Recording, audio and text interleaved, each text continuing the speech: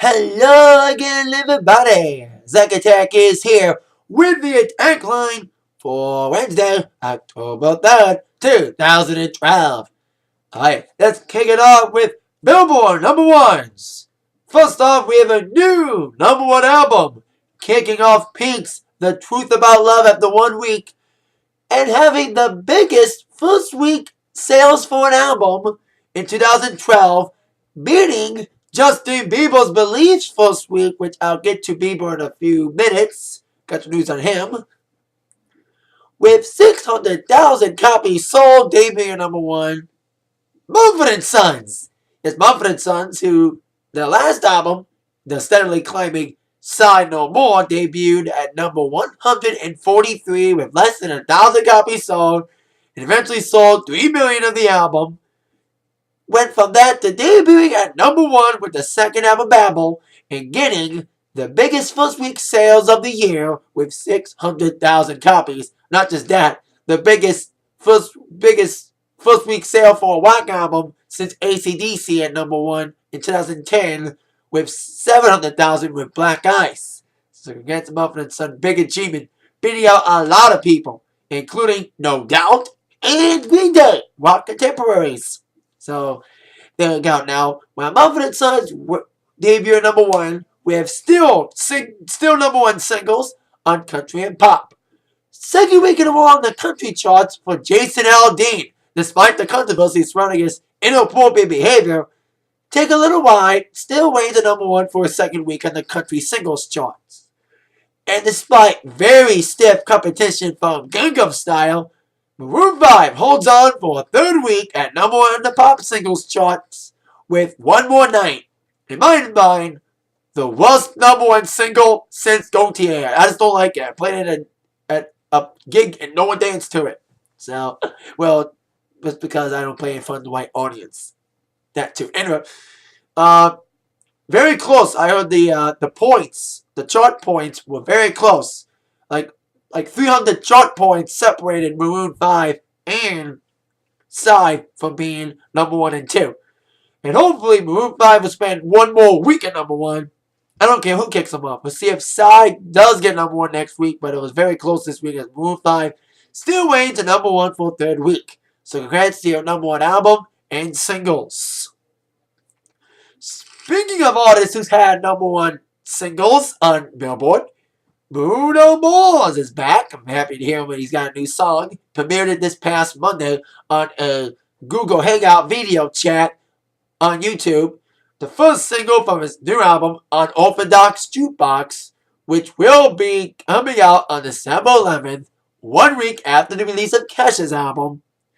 He debuted the first single, Locked Out of Heaven.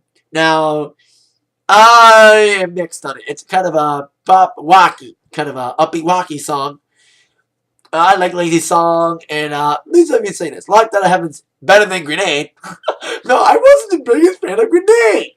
People like Grenade and requested the hell out of it when Grenade was popular. Especially with the Jersey Shore thing, but Locked Out of Heaven's decent. And not only did he release his new single Monday, he also announced to be hosting SNL and performing Locked Out of Heaven for the first time on television on October the 20th. Now, he made a very funny video, What a Man, on Funny or Die. That was funny, by the way. So we'll see how Bruno acts in the SNL on October 20th. And, of course, new single out now, Locked Out of Heaven, decent single. Let me say this. Not only is it better than Grenade, it's better than Rihanna's Diamonds. Because at least it's bouncy, unlike Rihanna's Diamonds. So, there you go. Bruno Mars, new single out now. New album comes out in December. And, of course, SNL, October 20th. Now, on to some news on Foo Fighters. Now, there's been a lot of rumors about Foo Fighters going on hiatus and breaking up. Dave Grohl in the Foo Fighters in a couple shows, and Dave Grohl kept saying we're going on hiatus, blah, blah, blah. There's been a lot of situations about whether or not Foo Fighters are going to break up or not. Well, Dave Grohl finally confirmed the rumors over the weekend that the Foo Fighters are indeed taking a break. According to an open letter to the Facebook account of Foo Fighters on Tuesday, Dave Grohl calling the band My Life, but noting it's a good thing for us to go away for a while. World Tour fans Saturday at the Global Citizen Festival. He didn't know when the band would play together again and affirmed that in the letter. Without making a big deal out of it, we don't have any shows after this. This is it, man, he said at that aforementioned show in New York City.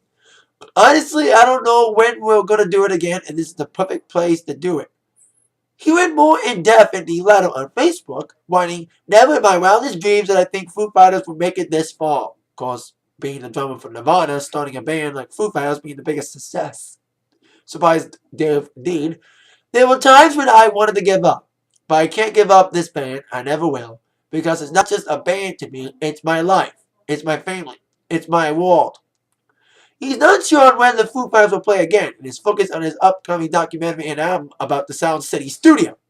"A year in the making could be the biggest important project I've ever worked on. It's coming." So there you go. Foo Fighters are going out for now. Like every time band sets are going on hiatus, everyone thinks, "Oh, they're going to break up." Well, Dave is, of course, reassuring fans Foo Fighters will not break up. I think the last time they said they were going on hiatus, went to record a new album. So we'll see what happens and how long this hiatus will last. Foo Fighters, at least they're not breaking up, especially after the success of their last album, Wasting Light. So, and having the biggest Grammy wins next to Adele earlier this year.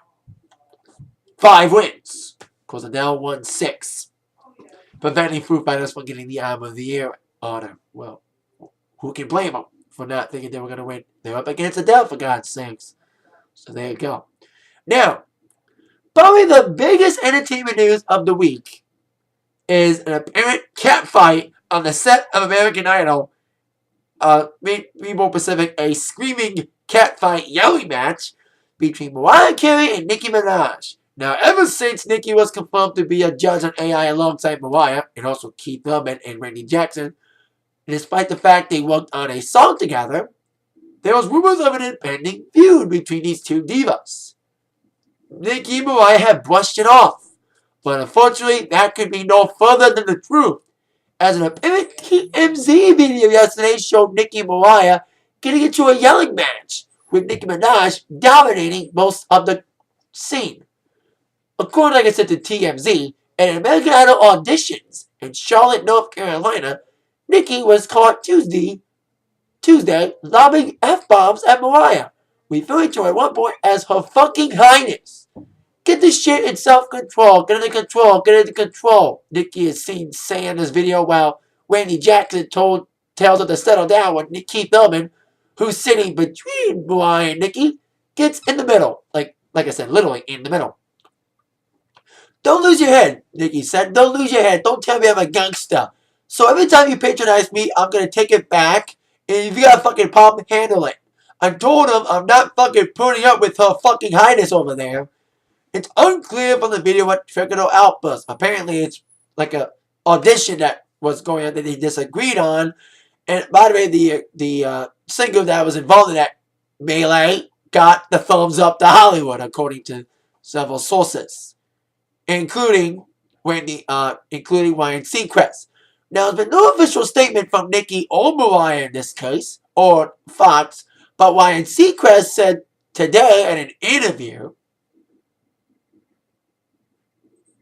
on his radio show that it got heated between Mariah and Nicki and Mariah.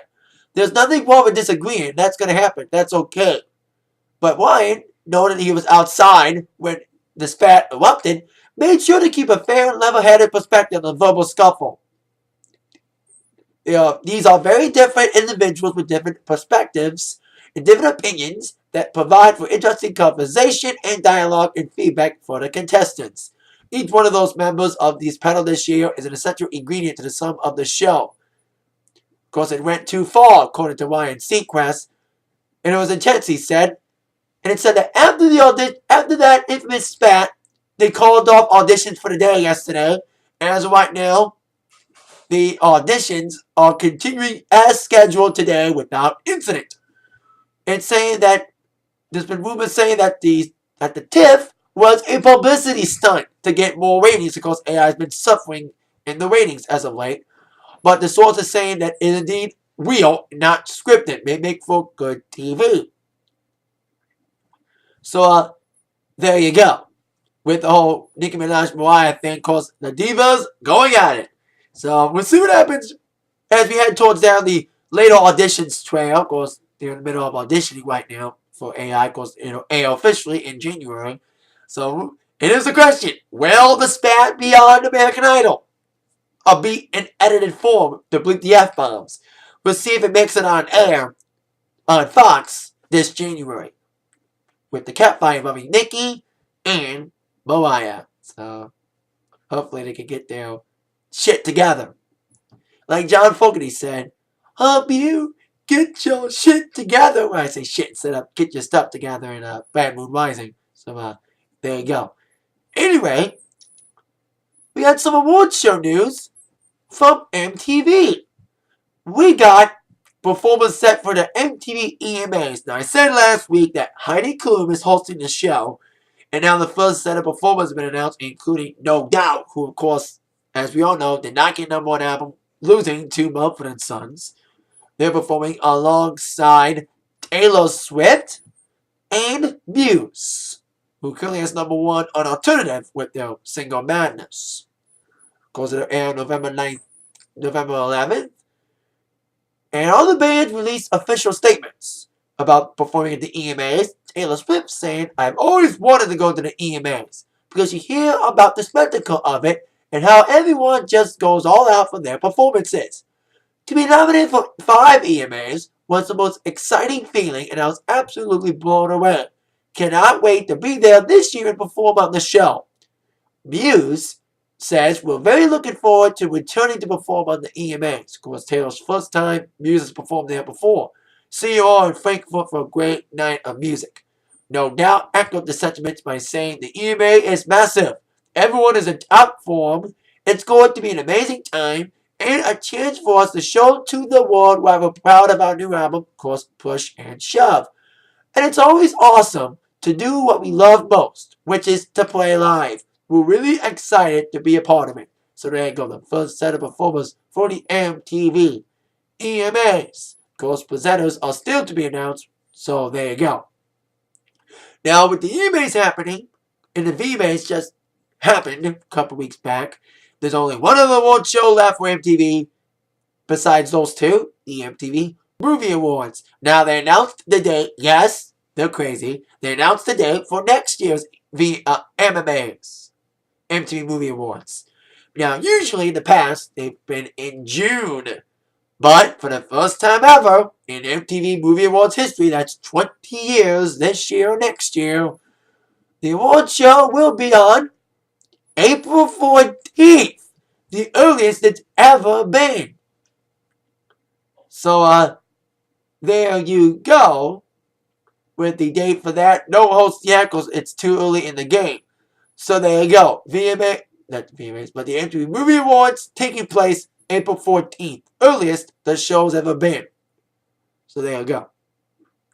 Now, on with news on the Victoria's Secret fashion show, announcing their list of performers yesterday or Monday. I think it was yesterday. Now, performing at the Victoria's Secret fashion show will be aforementioned Bruno Mars, who I mentioned at the beginning of the show, as well as Rihanna, and hoping he doesn't puke in front of ladies, Justin Bieber. Because as I mentioned on Monday's Atakline, Bieber puking during his show in Phoenix this past Saturday. Now, 18-year-old Bieber in front of scantily clad women that he's probably not allowed to see yet until he turns 21. Or be more specific, until next year when he turns 19, that's legal in Canada. Because, of course, he's Canadian.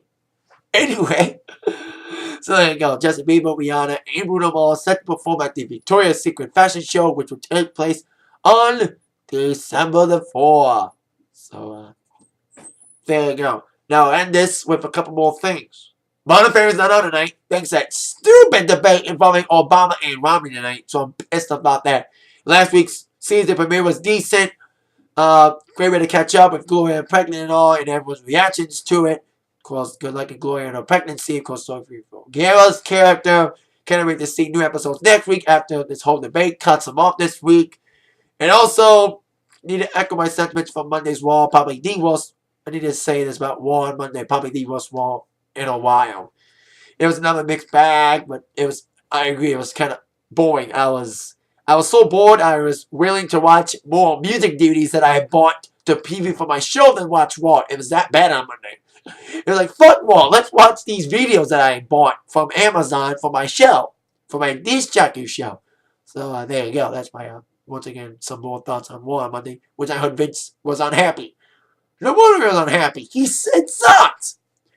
Alright, there you go. That is it for the Atakline for today. See you all later. Then bye. You all been attacked by the news from Zach. Thank you all so much. See you later. Yeah.